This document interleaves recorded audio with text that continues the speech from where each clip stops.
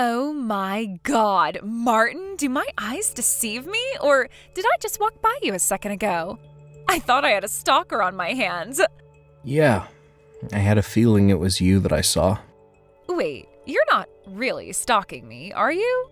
But considering that 7 whole years have passed since you broke up with me in one of the worst ways imaginable, no, Yuna. I would sooner go out of my way to avoid you, rather than follow you around. Okay, so then tell me what you're doing in the same luxury hotel that I'm staying in. This is the last place I ever thought I'd bump into my broke loser ex-boyfriend.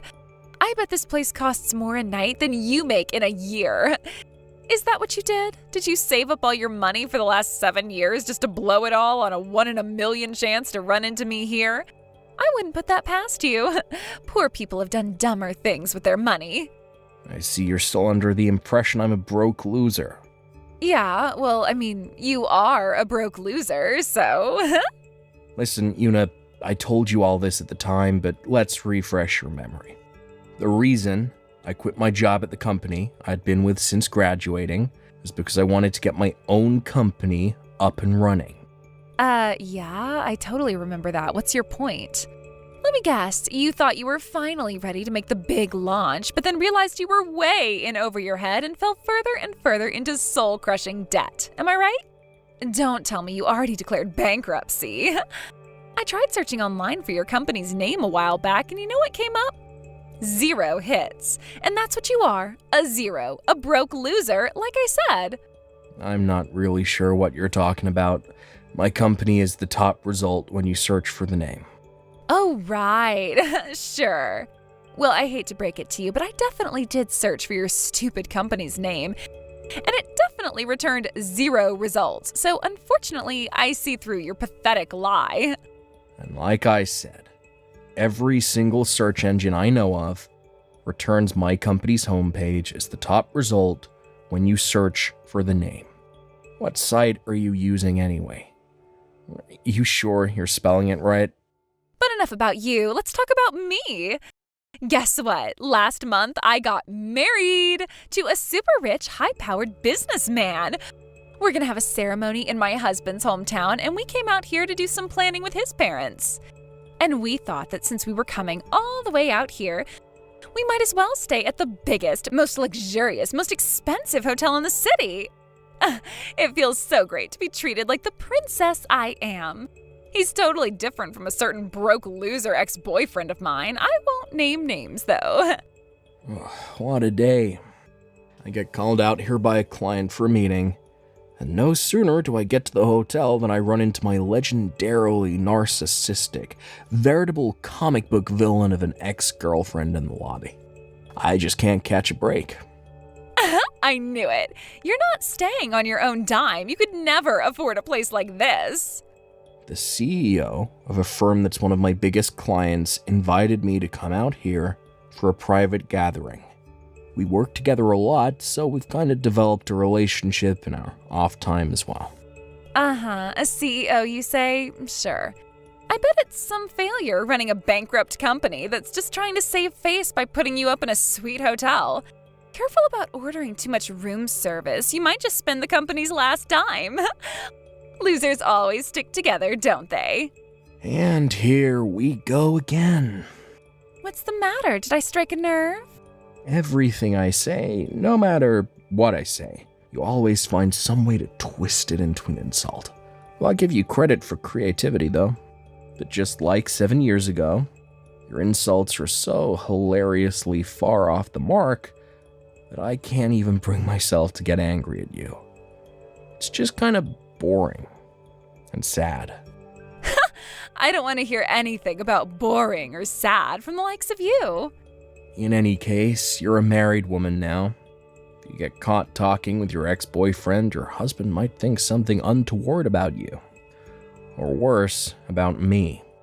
Oh, there it is. That's what you were going for. You're hoping my husband comes by and sees us together. You're going for the cross-court three-pointer, huh?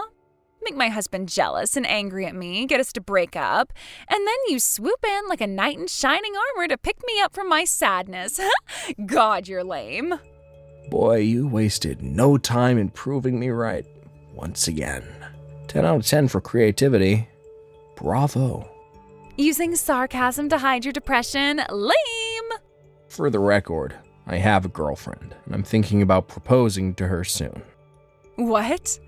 I don't know what your schedule looks like from here on out, but in the event that you're going to be staying here for a while longer, do me a favor, and if we ever happen to cross paths again, let's just pretend we've never met before. I mean, God, I wish I'd never met you. You're not fooling anyone, loser. You know you still want me. I'd rather get, I don't know, AIDS, cancer, and Ebola at the same time than get back together with you. Again, not fooling anyone. Enjoy your delusions, Yuna. I hope you have a nice stay here. Bye.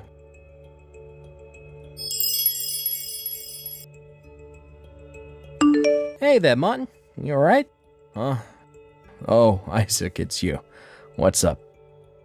Nothing serious. There's just something odd that happened downstairs a minute ago. I'd gone down to the lobby to take care of some business, and I'd stopped by the executive lounge to grab a drink before heading back to my room. And while I was there was this woman talking in a bizarrely loud voice. The guy who looked like he was probably her husband. She said she ran into a boyfriend from 7 years ago in the lobby, and when she started talking about where she first met that guy and everything, well, I was pretty sure that she was talking about you. Uh-oh. I thought, I don't know, maybe something bad had gone down with you, so I thought I'd text you. Make sure you're okay. Let me guess. Did this woman use the phrase broke loser a lot? Yeah, like every other sentence. It was kind of weird. I mean, all the other stuff like the university and time frame fits you to a T, but you're not a loser, and you're definitely not broke. That woman has an ability to get lost in her delusions like no one else I've ever met. In fact, the reason we broke up 7 years ago was precisely that. She couldn't get over her own delusions. She even just texted me, just now, to take the opportunity to call me a broke loser 4 times in as many minutes. Wait, you mean your old girlfriend still has your phone number? You didn't block her number? Well, we got a lot of common friends, so it's actually pretty hard for me to completely get rid of her. As for not blocking her, I don't know. I just felt like it would be safer for me to be able to keep tabs on what she's up to. Wow, well that's fantastically bad luck for you, man. And there's one more thing I wanted to ask. This ex-girlfriend of yours, do you know who her husband is? No, I don't. As a matter of fact, the first time I heard she was married, when she texted me to lord the fact over me just now, she said that she married a super rich, high-powered businessman, so I figured he must be some kind of big shot. Huh. Okay. Why'd you ask? You got a good look at his face. Anyone you know?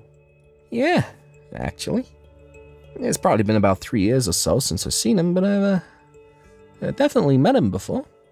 It's just, well, she said he was a high-powered businessman. Yeah. Ah, shoot, I just saw the time. Look, we're about to be late for the reservation at the hotel diner. Oh, no, we better get going then. We'll continue this conversation over dinner, okay? Sure, sounds fine. I'm on my way.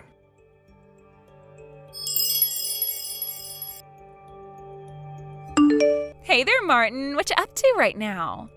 I'm up to anything that prevents me from speaking to you right now. Let me guess, you don't have enough money to pay for your room, so you're working it off in the kitchen? That's what you get for quitting a stable, high-paying job to start some stupid company on your own. I'd say you're making no more than $20,000 a year right now. Am I right? Who am I kidding? Of course I'm right. What kind of loser makes just 20 grand a year? That's not even poverty wages. That's like third world peasant wages. For the love of God, Yuna, could you possibly go one day without dragging me into some psychotic fantasy you have? Maybe I can get my husband to give you a job cleaning toilets at his office. Well, speaking of your husband, the CEO I told you about who invited me out here is named Isaac Treywell. You ever heard of him? He tells me he is actually familiar with your husband. Really? Is he the CEO of the company that cleans my husband's office? I'm gonna have to get my husband to change custodian companies. What kind of third-rate businessman doesn't come up and say hello to the people who pay his salary? No, that's not how they know each other. Actually, back before your husband went independent, he used to work at Isaac's company. What? Wait a minute, my husband's old company? But that company was one of the biggest in town. Not just in town, in the whole state. You know the CEO of that company? I told you he was a client. I also heard that your husband is moving back to his old town. Well, that's news to me. Yeah? Well, Isaac seemed to know about it. It's a pretty small industry. It wouldn't take much time for news like that to make it from one CEO to another. But that's impossible. My husband's company headquarters is downtown. Well, yeah, for now. But the word on the street is that he's closing that business down and going back to the city he was born in. What? Your husband's town is about 20 minutes from here by car, right? I don't get it. What are you trying to say? Wait, you really don't get it? Oh boy. Don't tell me he actually hasn't told you anything yet. Well, now that I think about it, he said something about buying a house out in the country and something about moving. I just thought he was going to get us a vacation house out on the lake or something where we could spend weekends and holidays. But we're going to be living there permanently? Oh, so it sounds like he has told you about what his plans are. Oh, looks like that delusional Ben of yours has come back around to bite you this time. You were so caught up in your fantasy life that you'd closed your eyes to reality. No, that can't be. But I wanted to be married to a high-powered businessman. What's going to happen to me now? I'd say you should probably talk to your husband about that. I'm just telling you the information that I got third hand from someone who heard it through the grapevine. No, I thought I had finally made it. I thought I was set for life.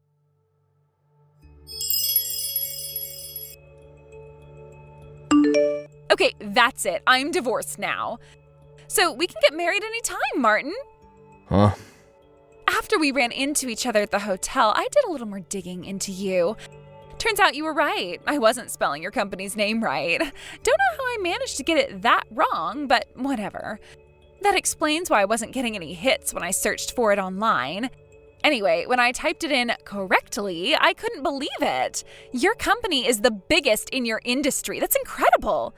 You're something else. I am so flattered that you would work so hard just to impress me.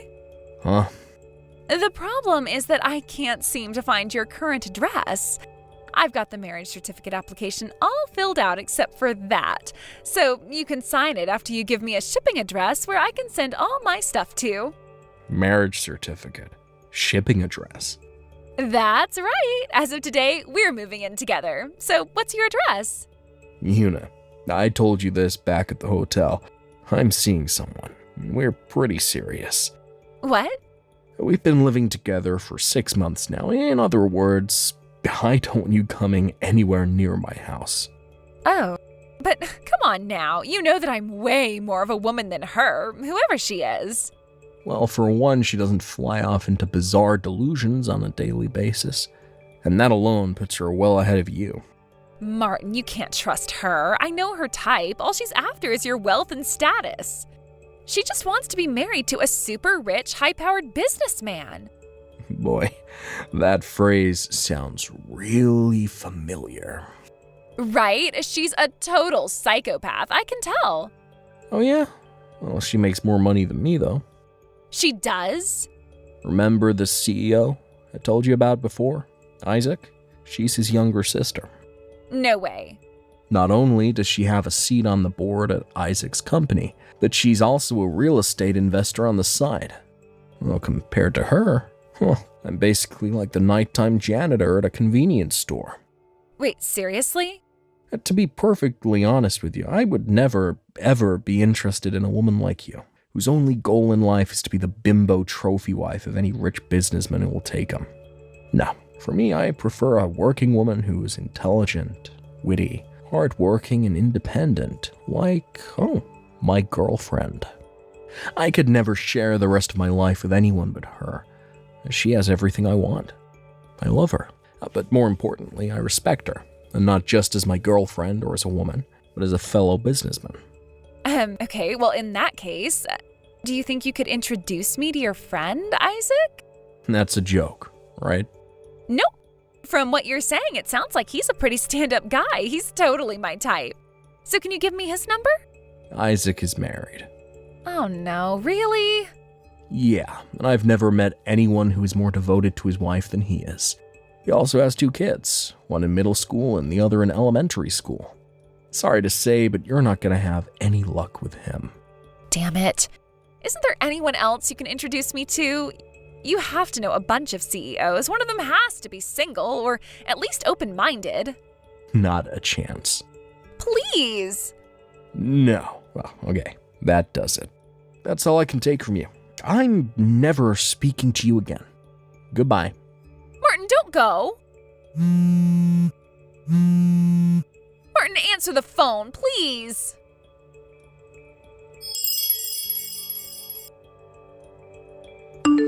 I heard about what happened next from one of our mutual friends. Apparently, Una was so certain that she and I were going to get married that she told her husband that she would pay him off to let her go without a fight. She wasn't too concerned about the money since, again, she was positive that I was going to foot the bill for her. So, without so much as talking to a lawyer, she offered an incredible amount of $50,000 as a parting gift, and even signed a contract binding her to fork out the money. Now, a contract like that is most likely unenforceable in court, and there are probably 1,000,001 ways to get out of it, but I think I'll keep that information to myself. The whole incident really got me thinking. Maybe these delusions of hers are getting out of control. Or maybe she needs some special help to deal with them. Well, her family apparently got the same idea. They immediately had her committed and placed under a conservatorship to prevent her from destroying her life or anyone else's more than she already has. And with that, I felt like it was finally time to block her phone number and erase her from my contacts. Peace at last. Thank you for watching. Please subscribe and hit the like button. See you next time.